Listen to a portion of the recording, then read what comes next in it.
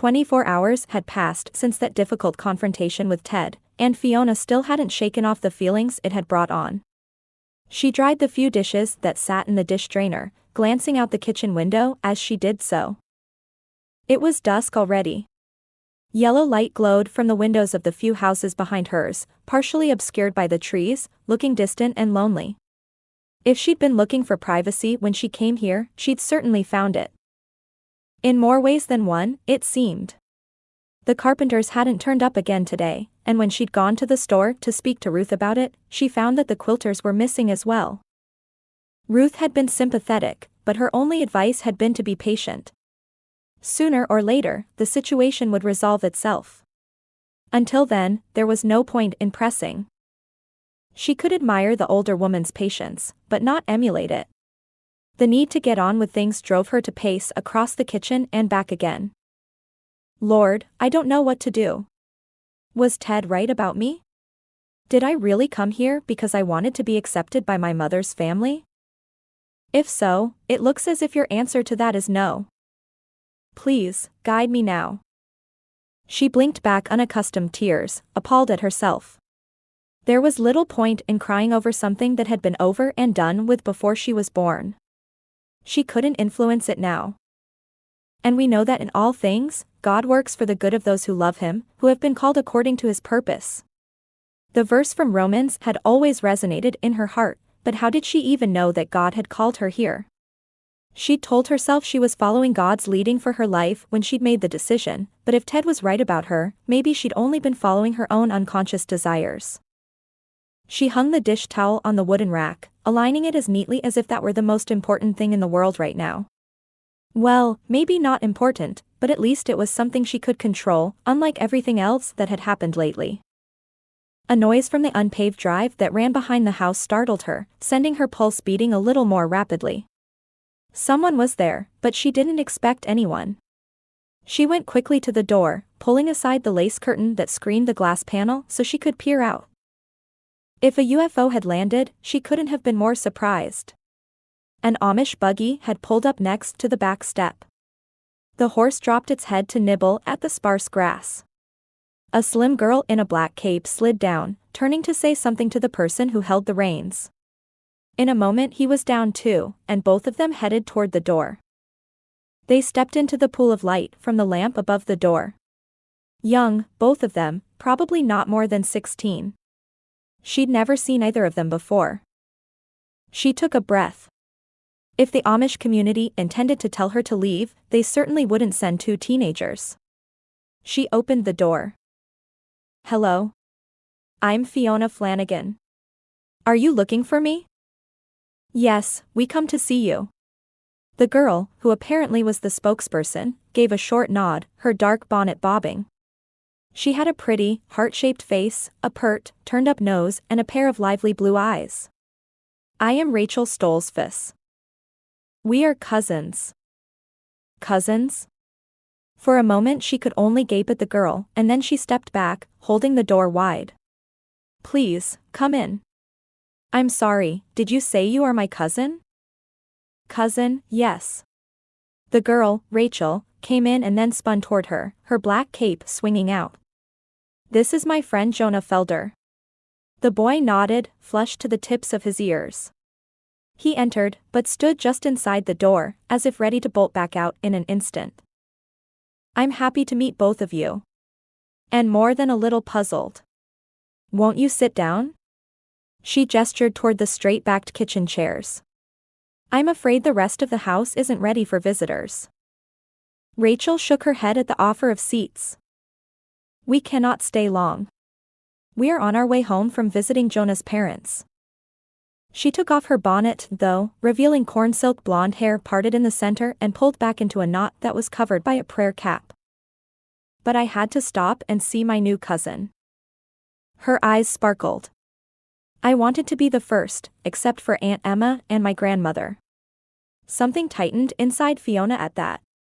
Her grandmother hadn't even wanted to look at her, much less speak to her. Still, that wasn't Rachel's fault. I'm glad you did, but I wouldn't want you to get into any trouble. No one will guess that we stopped here. She darted a glance toward Jonah, as if commanding his silence. Her black cape swung open, revealing the deep rose of the dress she wore beneath. Fiona's heart clenched. Your dress is the same shade as the rose in my quilt pieces. Rachel brushed the full skirt with her hand. Maybe my Aunt Hannah had a dress like this. It's only after joining the church that women wear the dark colors. When a garment has no further use, it is cut up for quilting. I see. She did see, in a way. A picture of the mother she'd never known was beginning to form in her mind, a smiling girl whose rose dress brought out the roses in her cheeks. Tell me, how are we related? My father, Daniel, was younger brother to your mother, Hannah. Rachel beamed. We are cousins. So you see, it is right for me to call on you. It sounded as if she were trying to convince herself. Is that what your parents would say?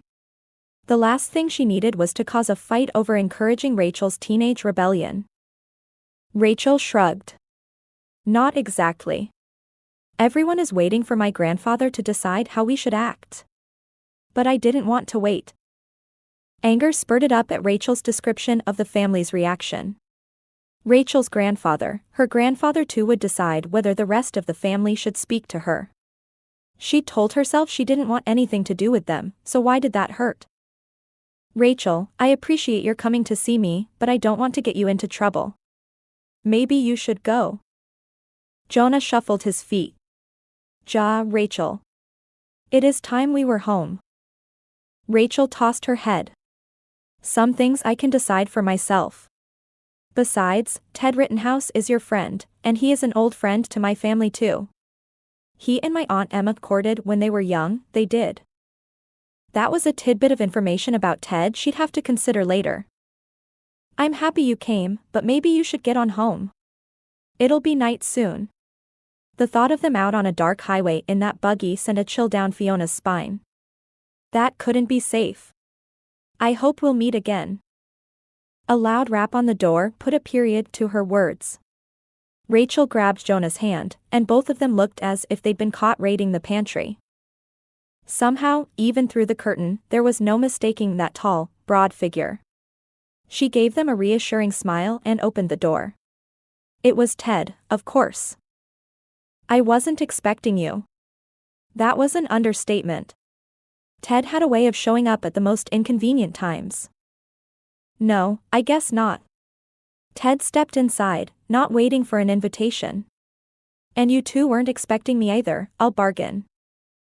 He frowned at the two teenagers, but instead of looking intimidated, as Fiona anticipated, Rachel gave him a saucy smile. Not expecting, no.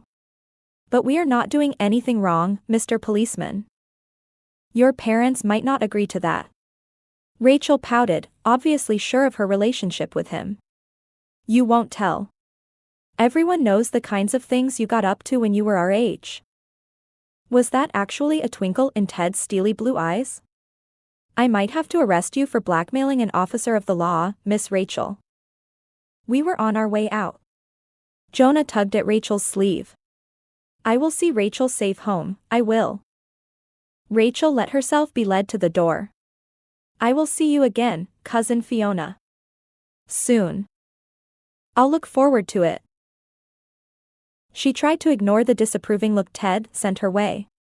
This was not any of his business, no matter how much he might think otherwise. She went to the door to see them off, and Ted followed the teens outside. You have your lights and reflectors on properly, Jonah? The boy nodded, climbing up to the buggy. Fiona watched from the doorway as Ted walked around to the back of the buggy, apparently double-checking the orange reflective triangle and the blinking red warning light that must have worked off some sort of battery when Jonah flipped it on. All right, then. He came back around and smacked the horse on its rump. Get along home, you two. Fiona heard Rachel giggle as Jonah slapped the reins, and the buggy moved slowly off toward the road. Regret slid through her. Would Rachel come back? It hardly seemed likely if her parents heard about this little visit. She stepped out onto the back stoop. You won't tell Rachel's parents about this, will you? She didn't mean any harm. No. I won't.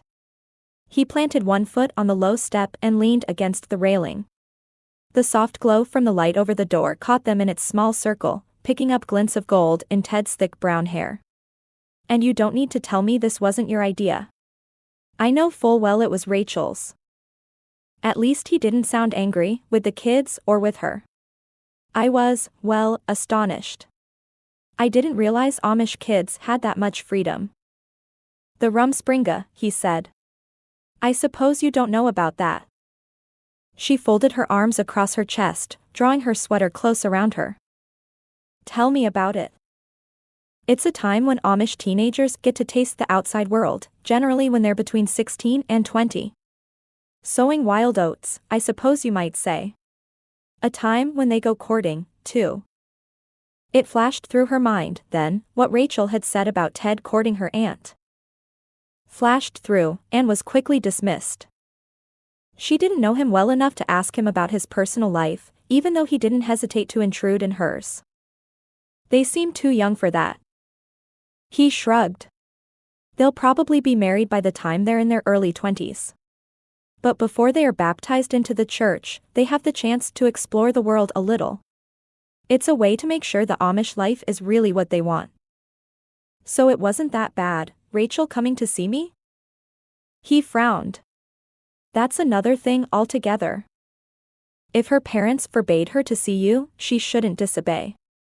And they wouldn't appreciate your encouraging her. I didn't. How could I possibly encourage it? I had no idea who she was until she explained the connection. She was just curious about me. Haven't you ever been curious? His gaze rested on her for a long moment, and her breath seemed to catch in her throat at the warmth in his eyes. Yes, I have been curious. For a moment she almost thought he'd add, about you. But I am not 16. Or Amish. You just said her parents gave her more freedom now. She rushed the words. It was safer to keep the conversation on Rachel, not on Ted, because otherwise she might read too much into the way he was looking at her. That doesn't mean they don't worry about her. About the influence of English people on her. English? World people. Those who are not Amish. His expression lightened. The world calls the Amish Pennsylvania Dutch, when they're really German. So the Amish call all outsiders English. People like me. She got it, finally. You mean they wouldn't want her to be around me because they're afraid of the influence I might have on her? She straightened. That's so far-fetched it's ridiculous. Is it? He looked at her steadily, and that stolid face of his didn't give anything away. The growing darkness pressed around them, reminding her of that first night, trapped in the beam of his flashlight. Yes. The word came out defiantly. She wouldn't let him intimidate her into saying she'd turn Rachel away from her door, if that's what he had in mind. You're forgetting. His voice was quiet, but there was suppressed emotion in his intent eyes. But they haven't. It was during her Rumspringa that Hannah met your father. She turned her back on everything that was important to her. They never saw her again. She took an involuntary step away from him, trying to frame a response through the chaos his words set off in her mind. But Ted turned and disappeared into the darkness. And today they all reappeared without a word of explanation. Fiona glanced across the front seat of Nolly's battered old station wagon. Nolly lifted her hands from the wheel for a second. I can't explain it. And there's probably no use in asking. The Amish don't generally explain to outsiders their reasons for doing things. I've gathered that. Fiona's mind flickered to that disturbing conversation with Ted after Rachel's visit. If Ted was trying to help her understand, he wasn't doing a very good job of it. Maybe his own emotions were getting in the way. After what Rachel had said about Ted courting her aunt, she could understand why he'd have strong feelings on the subject. But she wasn't going to discuss that with Nolly. Anyway, I was glad to see the carpenters back at work today. And for Ruth's sake, I was happy to see the quilters back in the general store. I'd hate to cause problems for her. Nolly nodded. I've heard about her store. I understand she gets orders from all over the country for those handmade quilts. She glanced toward the back of the station wagon, piled high with packages. Speaking of buying and selling, we did pretty well today, didn't we? We did. I can't thank you enough. I'd never have found all those outlets alone. Thanks to Nolly's expertise, she'd found most of the curtains and linens she needed for the house and her practice at bargain prices. It was fun. Nolly shot her an amused glance. Much more fun than shopping with Gabe, believe me. All he ever says is, "It looks fine." Are you done now?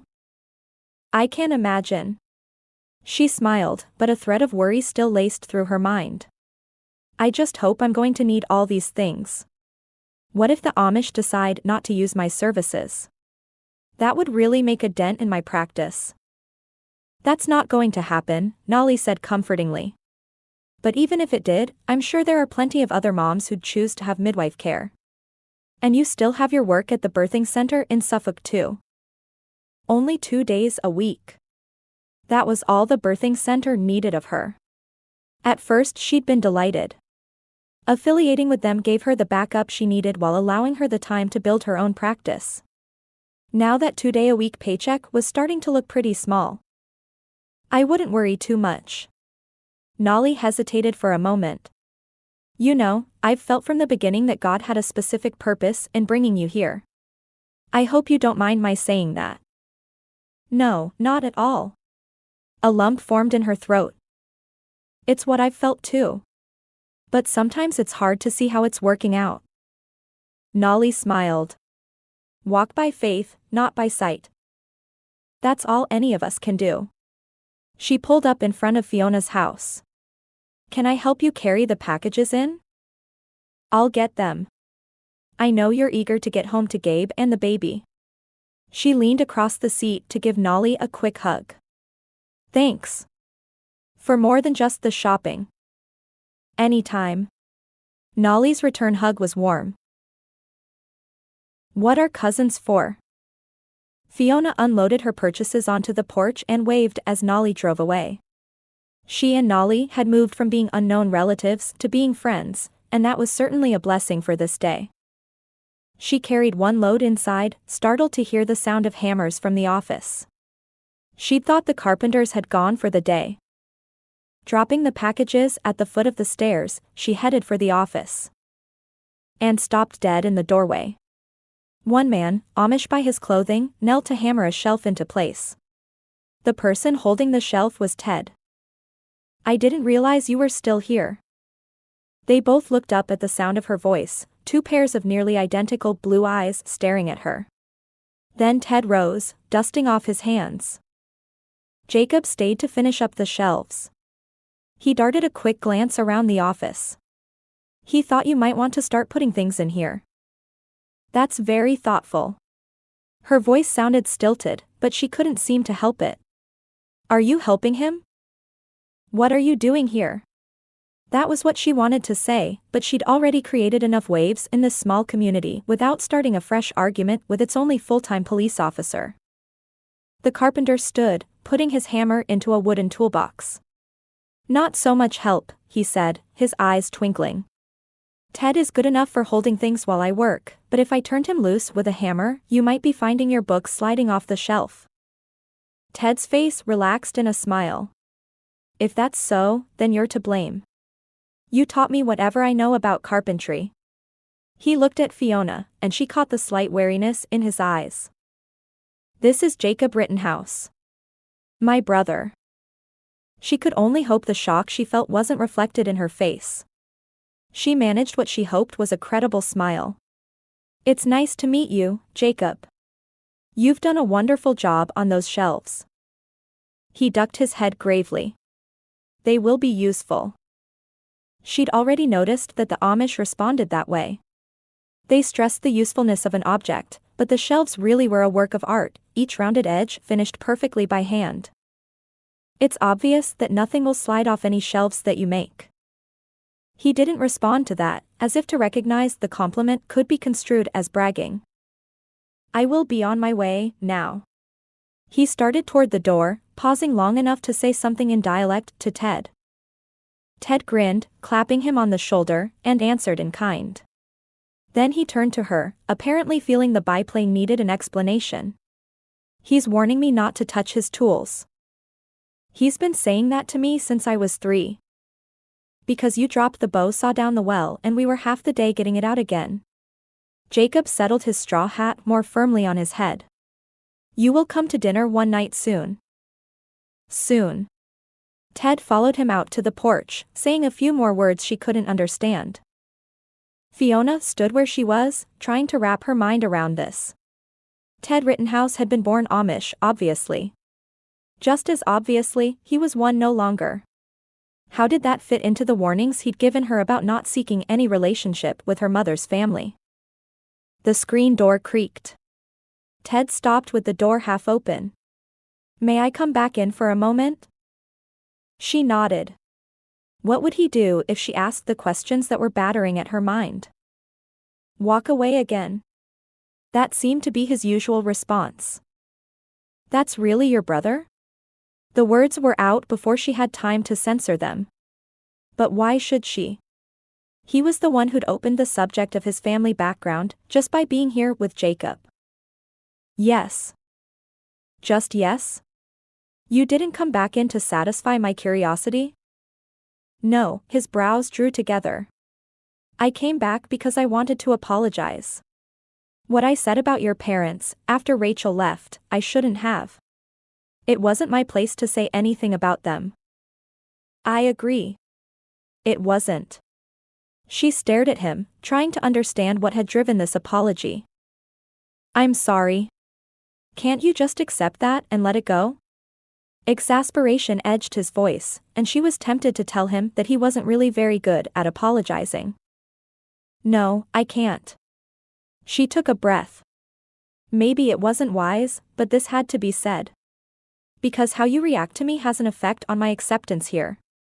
And it's really not fair if you're prejudiced against me because my mother left the Amish community, when it's clear that you did exactly the same thing.